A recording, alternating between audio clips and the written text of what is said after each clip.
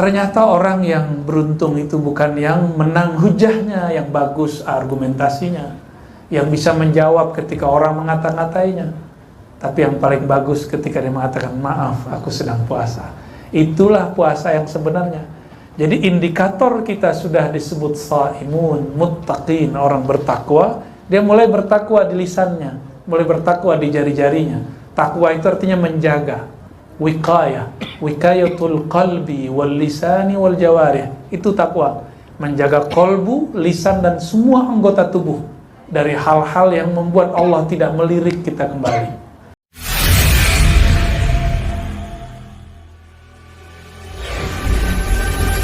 Asyhadu anna Muhammadan abduhu wa rasuluh. Allahumma salli wa sallim wa barik ala nabiyyina Muhammad wa ala alihi wa sahbihi wa sallim. Puji syukur kepada Allah, salawat kepada baginda Rasulullah sallallahu alaihi wasallam. Puasa, kata ibadah dan puasa itu sudah dua bahasa. Ibadah bahasa Arab, puasa bahasa Sanskerta. Ini menunjukkan ulama kita dari dulu sangat legowo memahami kebijaksanaan atau kearifan lokal. Jadi nggak dipaksain orang-orang yang dulu beragama Hindu dan Buddha untuk menyebut kata puasa itu jadi saum. Meskipun hari ini muncul kekakuan itu kembali, ketika orang nggak mau lagi nyebut Tuhan, nggak boleh. Akhirnya jadi Rob, kan jadi lucu. Nama teman saya Robi. Jadi ilah. Ya temanku kalau lagi marah ya elah. Dia nggak tahu artinya nyebut ya elah itu ya Tuhan. Dulu betul ya ilah itu ya ilahi, wahai Tuhan. Maka Bapak Ibu yang mengenal Allah, puasa ini belajar kearifan, mulai dari istilahnya saja sudah menunjukkan ulama kita dulu berdamai dengan istilah. Karena istilah ini yang kemudian sekarang bikin orang bentrok. Jangan sampai masjid ini bentrok cuma karena istilah bid'ah dan sunnah. Ya, masih puasa kan? Ya. Nabi dulu pernah bukber nggak?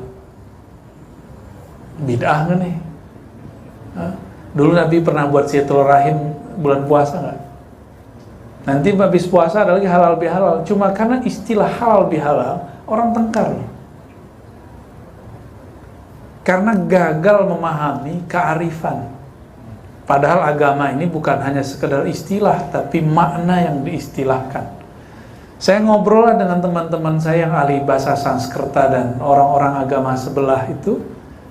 Puasa dalam bahasa kalian apa? Ternyata puasa itu dari upa, puasa, esa.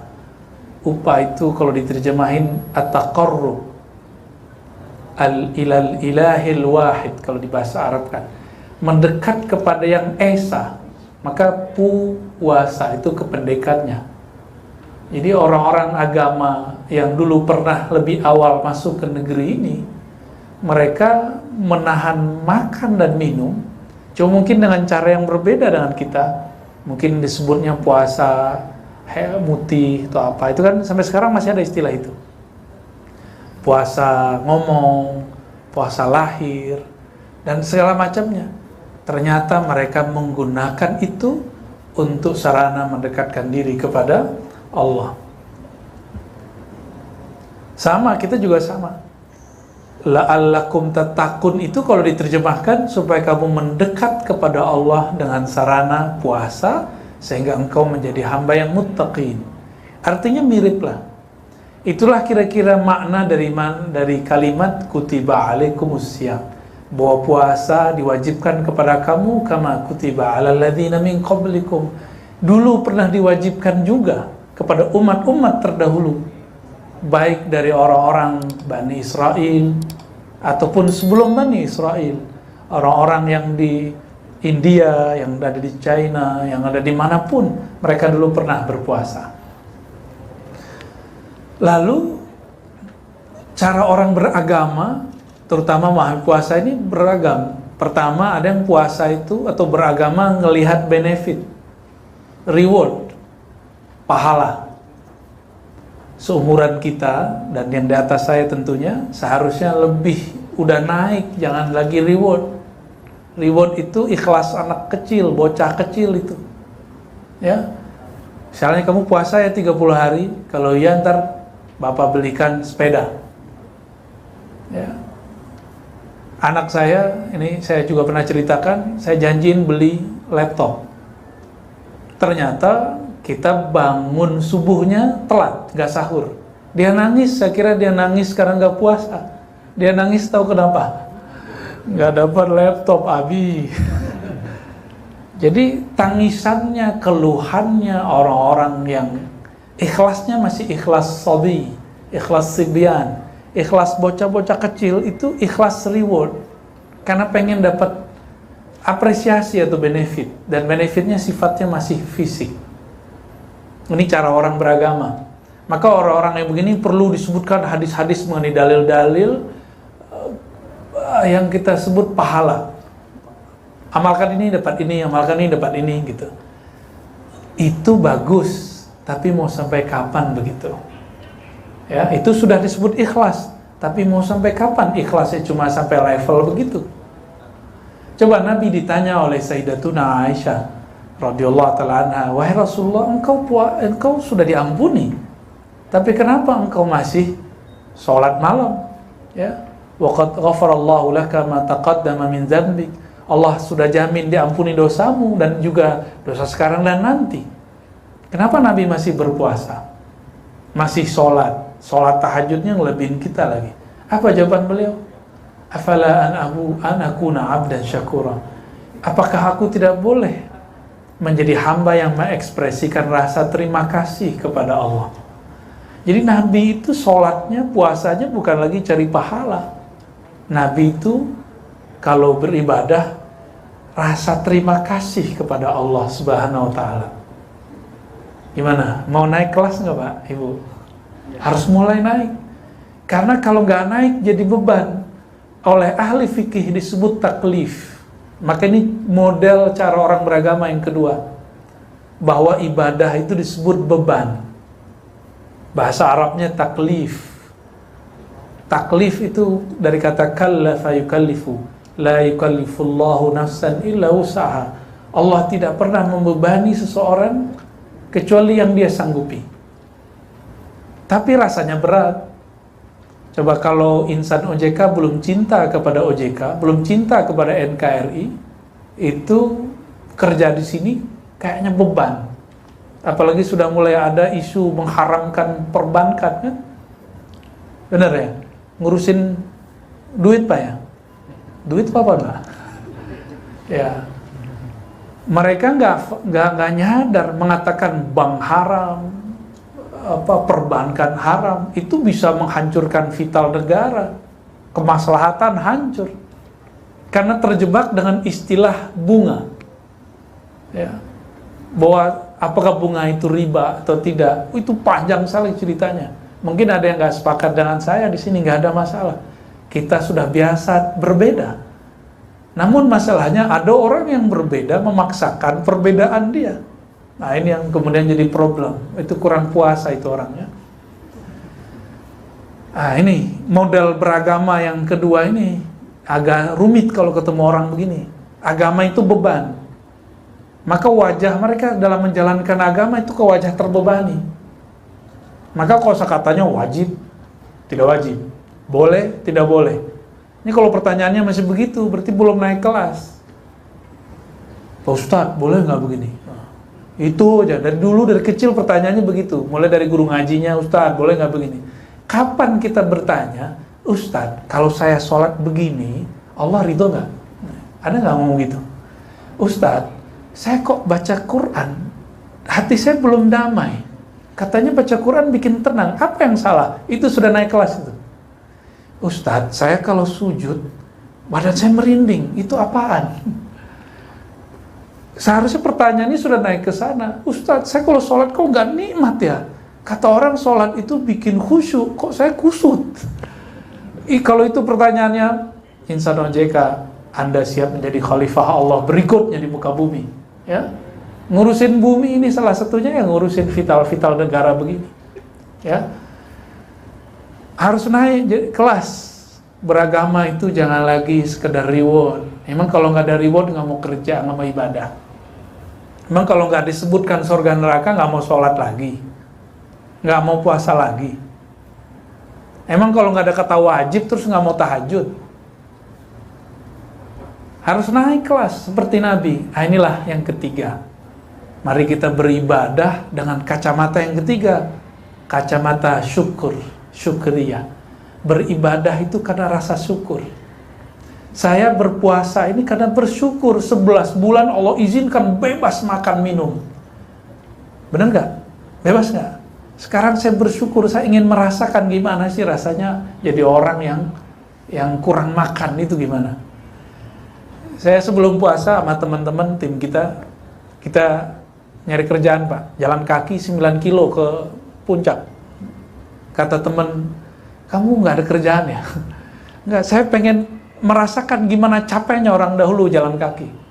Dulu orang-orang berjuang itu jalan kaki.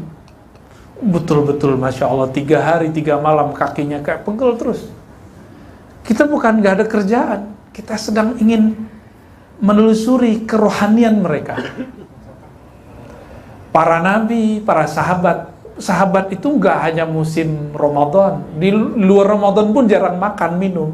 Sampai ada 3 hari 3 malam nggak makan. Bayangin coba, pas seruan jihad datang mereka perang dan nggak ada rasa takut kepada apapun kecuali hanya kepada Allah.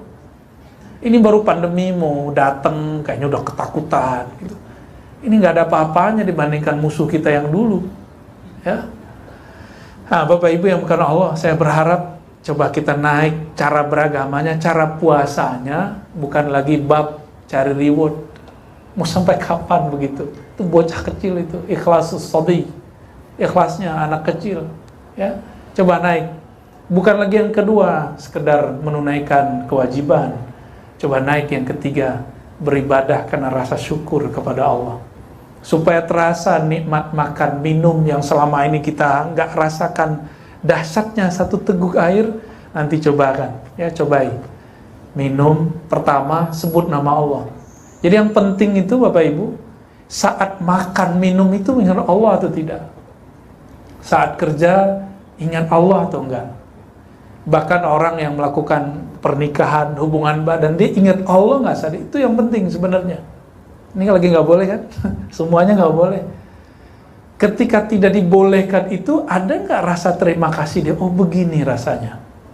Nah, dan ini nggak mungkin kalau kita cuma sibuk urusan fikih. Kita kalau fikih kan udah cukup. Rukun puasa ada berapa? 2 aja kan? Niat, menahan diri dari makan, minum, dan hubungan badan. Selesai sudah. Itu syariat. Syariat sudah beres, maka bab ruhaninya yang harus diisi. Itulah tujuan Nabi SAW berpuasa. Inilah yang Nabi kalamkan ketika beliau mengatakan Allah tidak melirik puasamu. Falaisa lillahi hajatun. Allah nggak lirik puasamu selama belum lam yada, ya, qaulaz zur, belum meninggalkan kalam-kalam zur, kata-kata yang tidak benar, nyinggung orang, ya. Kata-kata bohong, zur itu kan kizib, bohong. Hari ini mudah sekali untuk bohong, ya, sangat-sangat mudah. Mudah sekali nyakitin orang, nggak perlu pakai ngomong langsung, bisa lewat sosial media. Udah puasa sosial media siang ini? Wah, saya sampai maghrib aja, ntar habis maghrib pulang lagi gitu. Ya banyak juga yang begitu, dikira tujuan untuk puasa itu cuma saat puasa. Bukan. Tujuan puasa itu adalah setelah puasa. Ini coba cek nanti, makannya nafsu nggak? Makannya itu membabi buta nggak? Jika iya, batal hari puasa, ya. Batal maknanya, secara fikih sah. Tapi di sisi Allah nggak dipandang. Di sisi Allah nggak dipandang itu. Jadi keberhasilan puasa, indikatornya bisa dicek semenjak di dunia, jangan nunggu di akhirat, kelamaan. Nanti ketika berbuka, saya nafsu membabi buta atau tidak? Atau saya ingat Allah di saat itu? Makanya Nabi mengatakan, dimakruhkan, ya, orang-orang yang berbuka diundur. Jadi ta'jil itu bahasa Arab, artinya memajukan. Ajjala yu'ajjilu ta'jilan. Apa yang dimajukan? Iftarnya, makannya. Sekarang takjil maknanya apa, Pak Ketua? Makan gitu ya. Takjil ya. Bukan, takjil itu bahasa Arab artinya menyegerakan berbuka. Berbuka itu bahasa Arabnya iftar. Jadi yang sahih waktu saya masih remaja, saya ketua rohis juga Pak dulu. Saya nggak nyebut itu takjil, saya nyebut iftar. Tapi kok belakangan bahasa Arabnya jadi slang. Tapi lumayan lah, Arabik dikit Pak. Ya, Arabisasi Pak, Islamisasi ya. Sampai jam berapa nih? Ya, ini jam berapa? Oke, baik. Masih lanjut. Kayaknya jam kita lain ya. Satu kali Nabi SAW berkalam. Ini kalam hadis saya ulang-ulang di mana-mana karena ternyata inilah tujuan puasa. Iza kana yaumu shaumi ahadikum. Jika kamu pada hari puasamu ada orang yang ngajak tengkar, qatalahu au syatamahu, atau ngajak perang mulut. Kalau sekarang perang status. Falyakul inni sha'im. Jawablah, tanggapilah dalam hatimu atau ngomong kepada dia, inni sungguh aku sedang sha'im. Sha'im ini dalam bahasa Arab kata kerja itu bisa dirubah jadi 9, bisa jadi 14. Shama yasumu sauman, siyaman, fahuwa sha'imun. Sha'im itu artinya orang yang sedang berpuasa. Orang ngajak kita tengkar, orang ngajak kita berbalas-balas kata, caci maki, tapi kita ngomong aku puasa, berarti lagi puasa apa itu? Pak Anung kalau saya bilang belagu lu, tersinggung kan? Sok soleh lu, nah gitu. Pasti tersinggung. Emang gua soleh, seharusnya begitu ngomongnya kan? Jadi nggak usah tersinggung. Kita singgung apa kek? OJK ini kan ibarat KPK-nya bank, Pak. Lembaga-lembaga, kata teman-teman saya, Pak. Jadi kalau OJK datang tuh, kami tegang semua katanya. Ini apa nih? Malaikat kali ya? Orang-orang seperti Bapak ini, dikata-katain orang, nggak membalas dengan kata-kata itu, tapi mengatakan, saya puasa. Ternyata menang versi Nabi itu bukan membalas balik. Tapi menang versi Rasulullah adalah ketika mengatakan maaf saya puasa. Ya, gimana bisa nggak begitu ntar? Ya, kalau bisa begitu baru sukses puasanya. Menahan makan minum itu cuma sarana. Nah, Imam Ghazali menjelaskan filosofi puasa, kan beliau juga seorang dokter, ngerti ilmu kedokteran, tapi nggak pernah praktek ya. Beliau cuma belajar ilmu kedokteran, tapi tidak pernah praktek. Imam Ghazali mengatakan, orang kalau makan, darahnya kuat, maka peredaran darahnya Masya Allah. Jika dia dipancing untuk sesuatu yang membuat emosinya naik, marah itu kan ketika darah kita naik ke kepala semua. Coba rasain marah Pak, kepalanya panas nggak?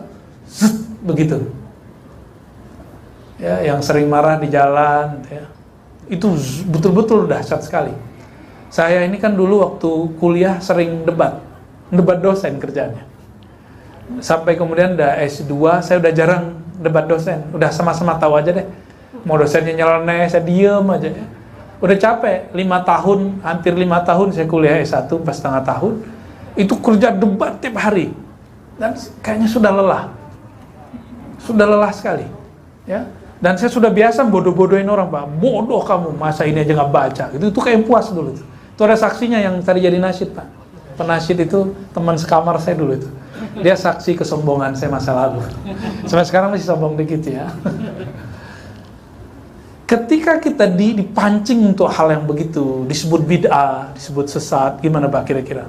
Wah, emosi kita dahsyat tuh naik. Kalau dulu saya jabanin tuh orang. Kalau perlu saya datangin orangnya. Ya, dulu kita bawa kitab sampai ada orang membid'ahkan saya bawa kitab datang ke situ. Ya, jawaban nggak ada hasilnya, dia nggak menang, saya juga nggak kalah, ya nggak jelas deh. Ternyata orang yang beruntung itu bukan yang menang hujahnya, yang bagus argumentasinya, yang bisa menjawab ketika orang mengata-ngatainya, Tapi yang paling bagus ketika dia mengatakan, maaf, aku sedang puasa. Itulah puasa yang sebenarnya. Jadi indikator kita sudah disebut shaimun, muttaqin, orang bertakwa. Dia mulai bertakwa di lisannya, mulai bertakwa di jari-jarinya. Takwa itu artinya menjaga, wiqayah, wiqayatul qalbi wal lisani wal jawarih. Itu takwa, menjaga kolbu, lisan dan semua anggota tubuh dari hal-hal yang membuat Allah tidak melirik kita kembali. Maka Bapak Saudara sahabat yang dimuliakan Allah, ini baru 3 hari, belum lama masih ada lagi, masih ada kesempatan saya dan kita semua menaikkan kualitas puasanya, ya. Siap ya menaikkan besok. Oke, yang terakhir yang mau saya sampaikan, puasa meninggalkan makan yang halal, benar nggak? Kita di rumah ada makanan, di sini ada makanan. Dari tadi makanan seliweran ada yang makan nggak? Itu halal loh Pak dimakan. Nggak maling, nggak najis, ya. Bukan daging babi kan itu, yang di dalam itu. Bukan daging anjing juga kan. Bukan. Tapi kenapa kita nggak makan? Padahal nggak maling. Padahal bukan haram, bukan najis. Karena di dalam diri ini ada perjanjian yang disebut niat. Maka orang-orang yang berniat di malam tadi disebut yubayyit laila. Dia sedang memantapkan perjanjiannya dengan Allah Subhanahu wa taala. Makanya Bapak ini kalau di WC, toilet sendiri, nggak ada orang lihat, berani minum nggak? Nggak berani. Di kamar berani sendiri, makan minum nggak akan berani. Kenapa nggak berani? Karena ada perjanjian itu dengan Allah Subhanahu wa taala. Benarlah Rasulullah mengatakan, la siyama liman lam yubayyit laila. Yang tidak berniat di malam hari belumlah disebut berpuasa. Meskipun secara fikih sudah sah, mungkin barangkali ya, tapi ahli fikih yang jumhur mengatakan tidak, ya, mesti niat. Gak cukup niat awal Ramadan. Ini yang saya pilih Pak. Kan banyak tuh Ustadz mengatakan cukup niat di awal Ramadan, bener gak? Untuk sebulan, enggak. Itu untuk hati-hati aja.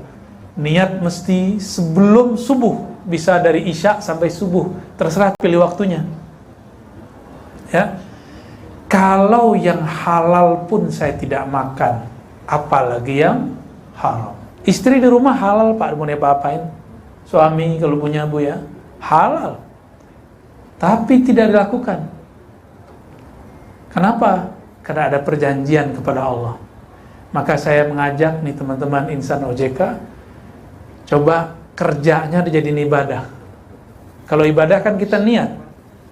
Orang ibadah, maukah korupsi dalam rakaatnya? Ada nggak orang subuh ngurangin setengah? Wah nggak ada orang nih, gua 1,5 aja deh gitu. Bisa nggak begitu Pak? Subuh, zuhur yang capek itu ya. Kita masbuk, nggak ada orang lihat. Baru 3 rakaat langsung assalamualaikum. Bisa nggak begitu? Nggak bisa, karena kita tahu kita lagi ibadah. Orang yang lagi ibadah dia nggak mau main-main dalam urusan ini, nggak mau ngurangin, nggak mau nambahin.